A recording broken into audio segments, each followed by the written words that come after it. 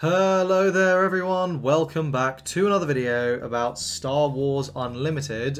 We can pretend Unlimited is photoshopped there. Today I'm going to be doing my deck profile for Boba Fett. This is my Boba Fett list. I'm really happy with this list. It feels really good to play. I'm not going to say like it's the optimal way to play it. Certainly that's going to be meta dependent, but I think this kind of has an out to most of the stuff you're really concerned about. And I'm really happy with the list, so do let me know what you guys think in the description. In the comments, not the description. Please let me know what you think in the comments. I will link the deck list in the description if that's all you want to see. But I think it's beneficial for you to hang around and listen to why I'm playing the cards. Also, if you did check out my coverage, my casting of the first official Star Wars event in the UK, please let me know what you thought. I believe that VOD should be up or going up sooner or later. So yeah, you should give that a watch. I think it was a really, really fun tournament. Okay, so obviously we start off with Boba Fett with the leader here. This card is just all sorts of insane. So one of the things that if you've ever played a card game before, you're going to immediately recognize as crazy is if you are doing stuff for cheaper. This untapping you a resource means that it's less good than just reducing the cost of something, but it's still extremely powerful. Like, that is just extending your ability to do stuff, which is always insane. You're able to play like cheap things out free, which is why this deck plays so many events, because those are cheaper and you're able to get a huge amount of value out of them. On the flip side, this deploys at 5. It's a 4/7 for some reason. I don't know why it's a 4/7 for 5. If you compare the stat line of almost everything else at 5, it just makes no sense why Boba gets to be a 4/7, but sure. When it completes an attack, you also get to untap 2, provided an enemy unit left play this phase. So that's just something to bear in mind. Now, that doesn't mean this attack needs to deal with something, but it means it needs to have happened before this attack. So always bear that in mind. Like, sometimes people just get caught out and like they sequence wrong and then they don't get the untap, and that screws their turn entirely. So that's the leader. And of course, Energy Conversion Lab in Hapfoil. I don't think I need to explain Energy Conversion Lab. I think you all know that this is the best base in the game, and if your deck can't handle it, then it's not going to be meta. And the default position is you should be playing it, unless there's a really strong reason not to. This is completely crazy, and almost always you're getting so much more value than the 5 HP you're losing. Okay, so let's get into the list. And I think the way to do this is going to be, I will go via colours. I think I'll start off with all of the yellow cards essentially, which I have got. Actually, you know what? Let's go by units first. So we'll start with the top. Start the top again. So I'm main decking 2 Vaders here. Darth Vader is absolutely crazy. The reason I'm only main decking 2, and the reason there's not a massive amount of top end in the deck in general, is firstly, in a lot of matchups, you're not gonna, like, after 7 resources, like, the game's almost over. You're usually not actually getting that far into the game. Also, if you build your deck too much to be able to handle like control, you will just lose to aggro. And fundamentally, aggro is just something that is extremely good. Like, Sabine is really good, and you don't want to be just losing a random game 1 to Sabine because you decided to be a little greedy on the top end. This is enough top end to to manage against a control deck like game 1, because you know what you're searching for, and then you can sideboard in more stuff. We'll talk about the sideboard shortly.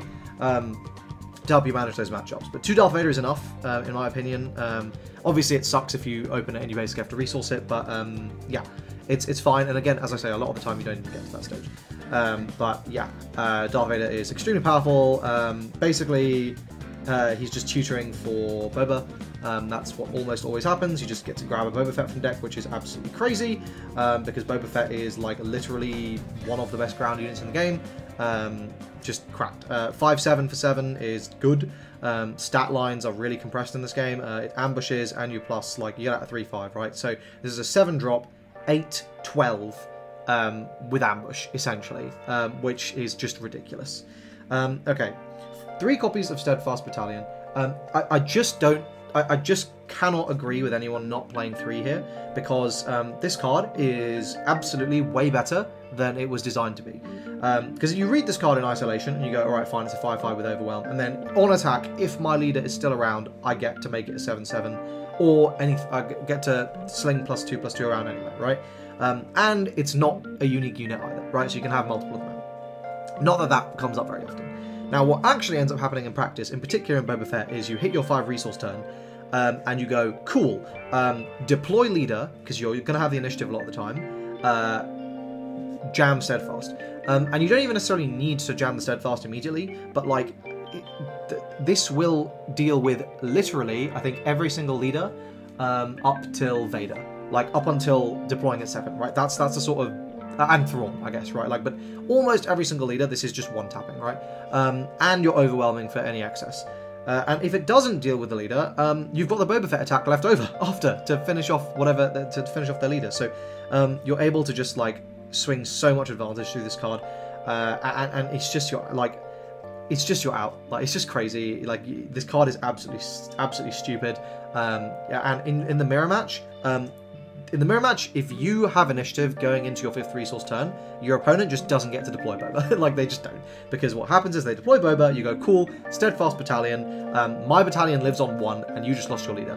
And that is just the most disgusting power swing possible. In a similar vein, triple overwhelming barrage, this card's ridiculous. You literally need to have this card into boards that go wide. It just lets you clean up, like, again, on your 5 resource turn, if you don't have battalion, well, you can, you know, overwhelming barrage for 6, right? Which is a lot of the time going to clean up, like, a board. Like, it's going to do almost everything you need to do. And that, plus you're going to have a 6/9 that you're able to just, like, throw in and deal with anything else that's coming up. So, I mean, this is just so good. You need to have it. Honestly, 3, you're probably going to see more than you need it, but you can just resource one of them. It's not that deep. Whereas, like, if you only play 2 or 1, like, you might just not see it. And I'd much rather see too many than not see this card at all, because it's just so silly. And it just lets you swing back games that you sometimes have no business winning.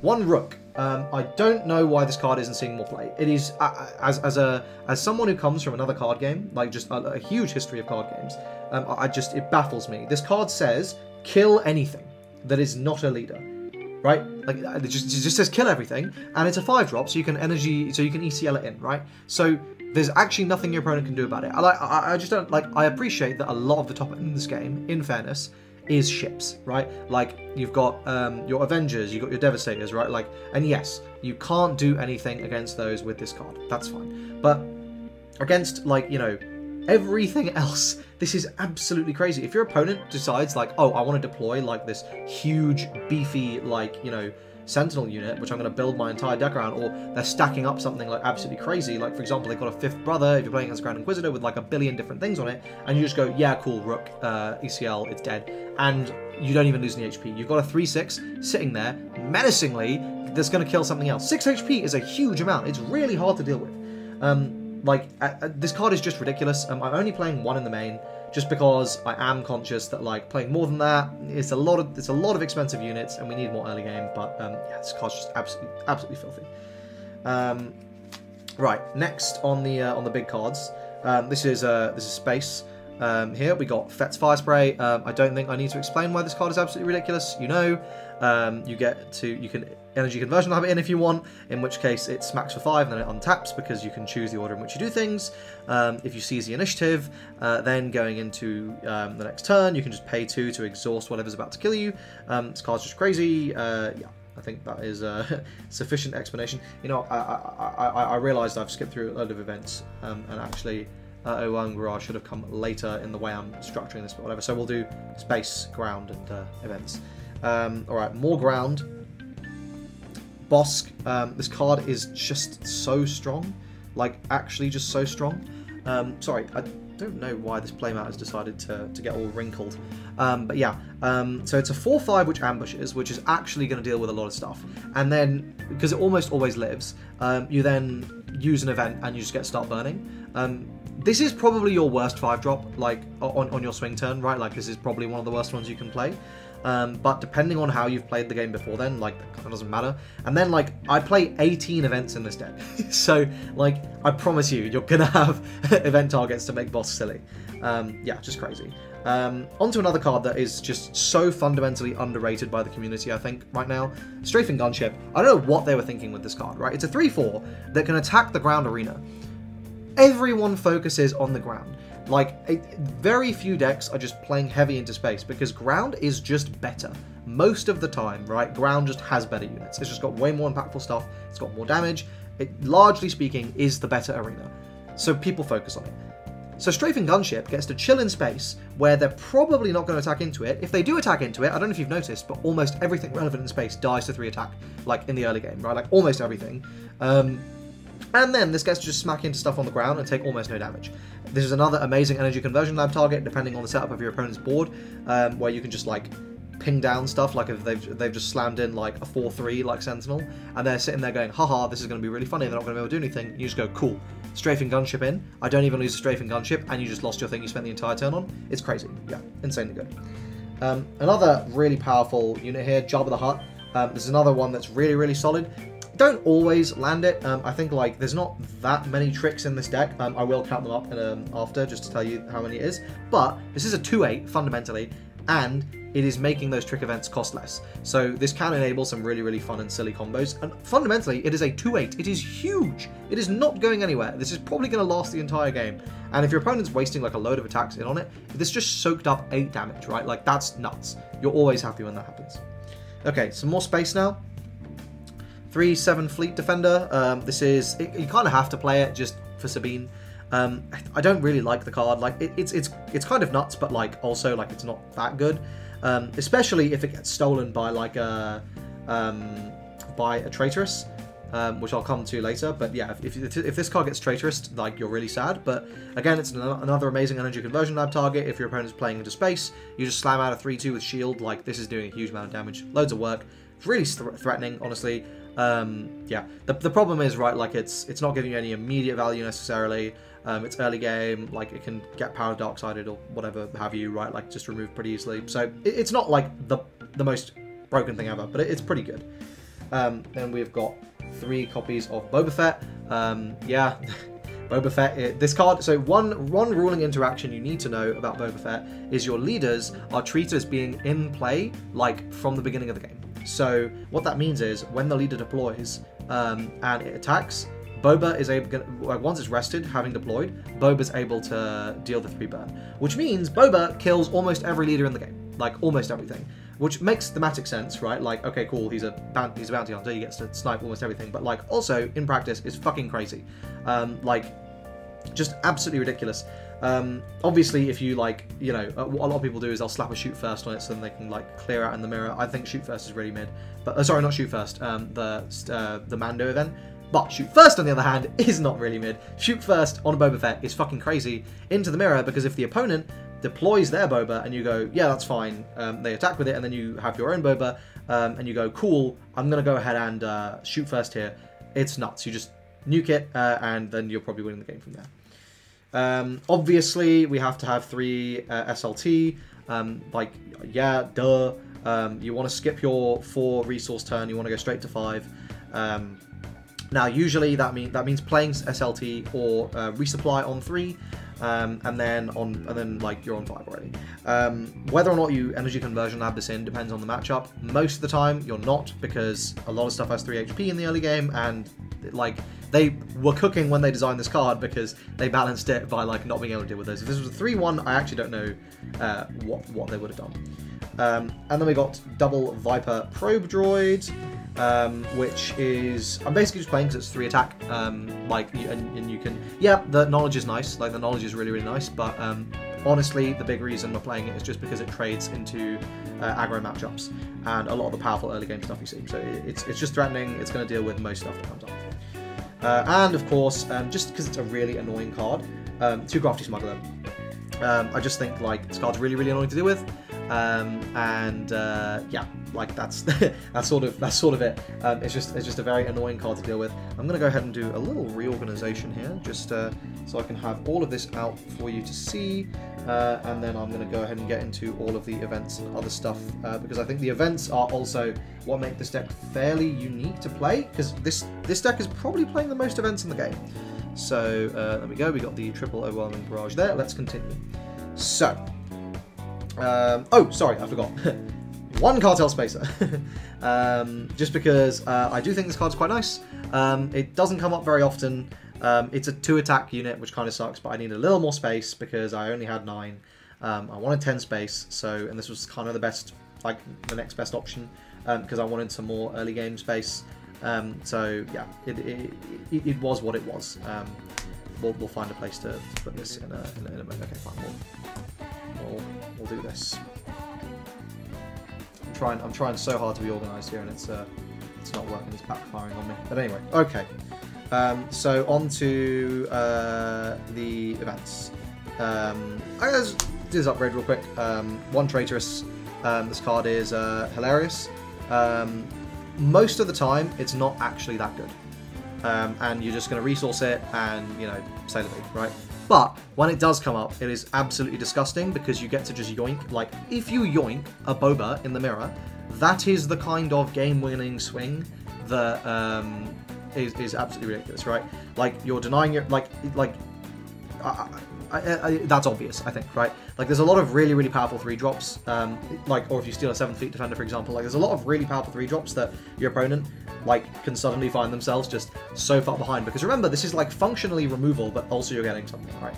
So, don't, I know it's expensive, I know this card is really expensive, but it is so powerful. Obviously, if it does ever become super meta, red can remove it, and then, this card is so bad if it gets removed, but most of the time, it is going to get you that value. Another cheeky little tech here, 1 Change of Heart. I really like this card into those massive, big, control matchups where, okay, cool, go ahead, slam down your Devastator. It's mine now, swing for game. And that does happen more than you think. So just 1 copy. You could probably side more if you wanted to. I'm not at the moment, but yeah, it's definitely an option. Okay, then we have got triple Waylay. I've realised now that I'm simply not going to have enough room on this playmat for everything, so I'm going to give up on that quest and pack all of these cards away so that you can actually see the rest of them, whilst also making sure that everything's still organised. So we got 1 upgrade there, then we got these, and we got these. So yeah, Waylay's crazy, just being able to bounce anything. As I say, late game into just these massive ships that people are playing, suddenly they've wasted their entire turn. This is a trick, so this is 3 tricks that you can hit. You can bounce for 2, potentially, which is essentially 1 with your leader, which means, you're just getting stupid value. Yeah, this card's very, very good. Being able to just deal with really annoying early game threats. Triple resupply, triple hyperspace for resupply. Obviously, I'm worried about Sabine aggro, but I'm not that worried about Sabine aggro. I think being able to skip. I'm confident enough that I know how to play the matchup that I'm happy to play this much ramp. But I can see if you are expecting a massive Sabine meta, I would side this out for something that is better into that matchup, like a Consortium Star Viper. And I would just put the resupplies in the side and put the Consortiums in the main. That's a change. Okay, Double Surprise Strike. This card is ridiculous. This card will literally let you lethal out of nowhere for no reason, right? Sometimes you are so close to winning the game, and it literally just comes down to you needing 1 more attack. But with this card, you don't actually need that 1 more attack. You just get to get your use your 1 action to just win the game. This is going to increase your ability to clear. For example, this card with Crafty Smuggler is just absolutely disgusting, right? You Surprise Strike with the Crafty Smuggler, something gets bonked, it dies, and you only lose the shield, and then your Boba effect untaps. So you're basically paying this for 1, right? Which is just absolutely disgusting. Yeah. Sneak Attack, this is another card that I think is quite underrated and I really, really like. This is another trick, so we're at 5 tricks. And this is really funny because you can actually be quite greedy if you want to. You don't necessarily have to, but you can be quite greedy. And basically, if you open like the ultimate combo, you get to go to Darth Vader like turn 4, I think it is. So like basically you start out first turn, you go cool, sneak attack in, super laser technician, whack your opponent for 2, and then it resources. On your next turn, then you're going up to 4 resources, and then if you have another super laser technician plus a resupply, then you rush it in. Sorry, my laptop has decided to go into sleep mode. I don't even know if it's still recording. I hope it is. Yep, it is. Cool. Don't worry about that. So you're at 4. You ECL in your second SLT. You go up to 5. You resupply to go up to 6, and the next turn you're on Darth Vader. Right. So that's like a turn 3 Darth Vader, which is obviously hilarious. Never happens. Generally speaking, this is just going to let you like close out a game, like for no reason. Sometimes you just sometimes there's a lot of powerful 3-drops in this deck, but like in particular, they all have 3 attack, right? Like everything in this deck has 3 attack. That isn't SLT. Obviously Java, but like all the cheap stuff besides SLT, it's all 3 attack. So this is just going to let you like do a last little ping sometimes, and obviously combined with Surprise Strike, suddenly that can be like 6 damage out of nowhere, which can just like win the game. That's another trick count. 2 No Good to Me Dead. This card is really, really good. I think you have to play it. Into the Sabine matchup, just being able to No Good to Me Dead their leader like slows them down so much, lets you stabilize. You go into your... it is quite toxic because then you go into your turn, you go into your Boba Fett turn, you just deploy your leader and you just like ECL in your Steadfast Battalion and then just... They're just done, right? They're actually just done. You get so much disgusting value out of it. In general, this card is also just really powerful because sometimes you just need to survive the turn, and you can just go like, you can see you're staring down lethal on board. You just take the initiative and you go, cool. Now you don't get to lethal. I get to build my board, or I can just swing for game, right? Like sometimes that's literally what it comes down to. Like your opponent's got one thing on board, it is threatening lethal, but you just get to go nope, and you win the game that way. So I think you have to play this card. It's really strong. And finally, to shoot first, I really, really like this card. This, being able to deal your attack damage first is so strong. This card is kind of like, it's kind of like a worse Overwhelming Barrage, but it's way cheaper, right? Like, because, like, obviously it's significantly worse, but it costs 1. So it's free, right, in this deck. It is just free. Sometimes it's a net positive if you've got a Java out, and then, like, it's a net positive because you play it for free and then it untaps 1, but that doesn't come up a massive amount. The big thing is just like, this is just removal, right? This, on a Boba Fett character, you're attacking for 7, right? You're dealing 7, as long as the thing is rested, whatever, right? So it's just dealing with everything, basically. It deals with the Vader, right? Vader ambushes in, you've got your Boba out, and you just go, yeah, cool, shoot first. It's just absolutely disgusting. So, yeah, and honestly, you don't even need to do that all the time, because if you just, like, ECL instead fast, you just deal with the Vader. But like, it's one of those other things. If nothing else, it gives you just a little bit of extra damage. If you're attacking into base, like a lot of this stuff is just giving you extra damage push. Yeah, super, super good. I really, really like the way that this lineup works. So that is the main deck. But I obviously need to show you the side deck as well, because I think that's quite important to understanding the deck. And a sort of a very brief sideboard guide. So, obviously 10 card sideboard. First card here is the Emperor's Legion. This card is basically just when you're playing against blue.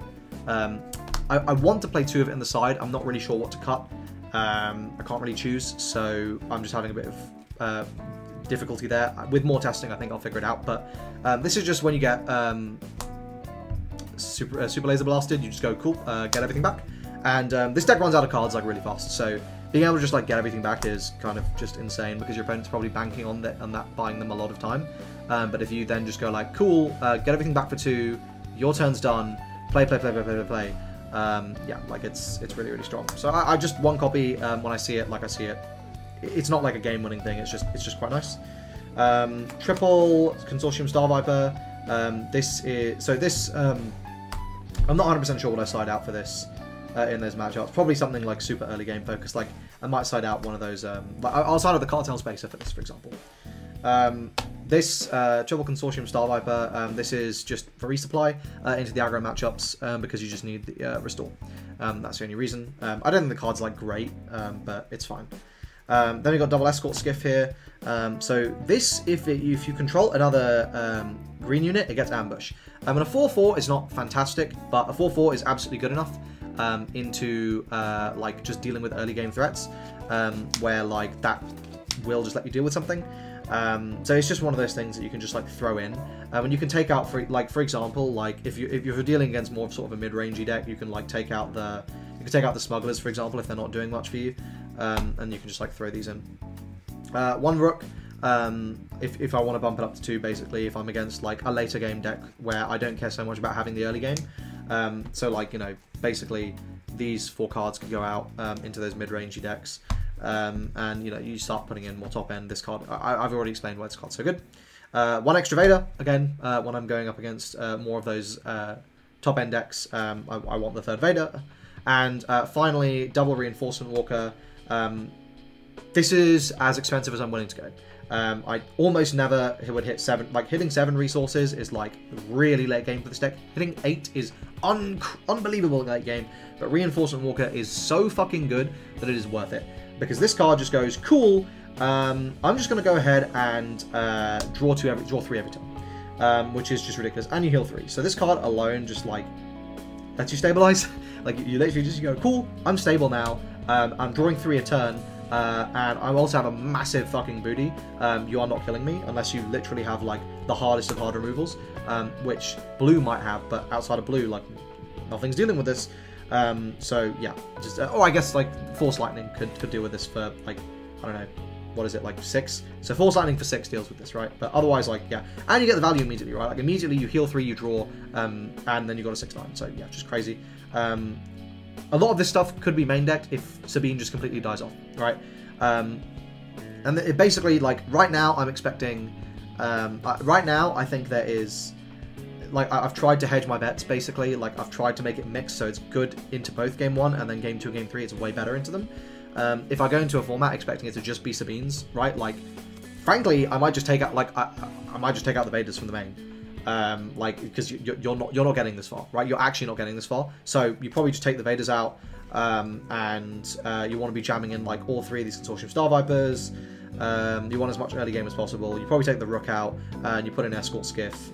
And you can find like another top end, like probably get rid of the Change of Heart and put in the 2nd Escort Skiff, just so you got like as much interaction on the ground as possible. That's what I do against Sabine. But against like Control, I'm taking out like these 4 cheap cards here because I don't really need them. Like you don't like, well, so I'm taking out these plus the Cartel Spacer, because honestly you can just pass turn 1, like it's fine. Like, you know, Control's not doing anything, and you've got 5 cards here, so that's 1, 2, 3, 4, 5. And that's basically what I'm starting. So these are for aggro, these are for Control, and that's basically the little sideboarding guide as well. But there we go, that is it for this deck profile. I really do hope you guys found this useful. I've played this deck quite a bit. I think I have a good understanding of it. I kind of wish I'd played in the Twickenham regionals, because I think I would have had a really good shot at winning it. But there we go. Let me know what you guys think about this list in the comment section down below. As you can see, there is a fat load of events, not quite that much space, and pretty much a comparable amount of events and ground. But I really think the events are just silly in this deck. There we go. That's it. Long ass video. Shout outs to my patrons who are seeing this early. If you're interested in being a patron, you should check out my Patreon link in the description. I try and upload everything early on there. And even if I don't upload it early on there, there's also in-depth guides that go out, which I very well may do like an even more in-depth version of this guide, though arguably this could classify as that. So we'll see what I post it as. But this will be on Patreon first. So if you're watching this on Patreon, thank you so much. But there we go. That is it. Check out the Patreon, $5 a month. Like the video if you enjoyed it. Subscribe to the channel for more Star Wars Unlimited content. Thanks for watching, and I hope to see you guys in the next one. Cheers.